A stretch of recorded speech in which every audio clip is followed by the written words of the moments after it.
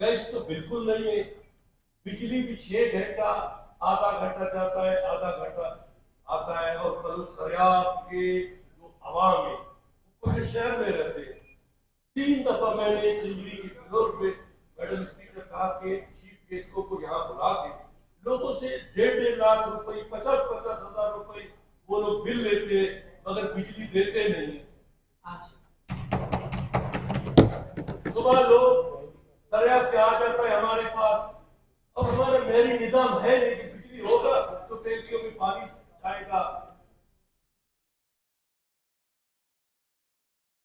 Monday को कहते हैं तो उन्होंने 10 या 11 बजे सुबह में बुलवा ठीक बुला ले, मंडे के दिन ठीक।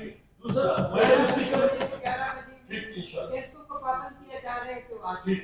मैडम स्पीकर, बड़े अफसोस के साथ कहना पड़ता है, इतने भी दोस्त हम यहाँ मुंतखब होके आए हैं, और हमारे दोस्त छोटी सी चीज को, तीली को तंबा बना के बलूचिस्तान को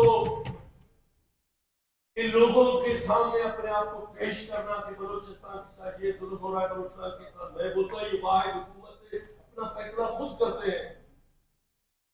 सीएम साहब, ये वाहिद सीएम है, क्वेटा को सबसे ज्यादा तारीख में सीएम साहब ने टाइम दिया है।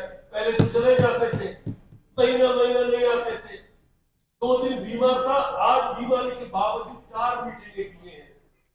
अगर छोटी चीजों को उठा के यहाँ इल्जाम तराशी करते तो बैठे जवाब सुनिए हमारा। इस तरह तो मौलाना साहब ने आज बरकत पे हो गया, नहीं चलेगा। हमारे कोरम भी पूरा है, हुकूमती बेंच है, और इंशाअल्लाह ताला बजट को भी इस तरह पास करेंगे।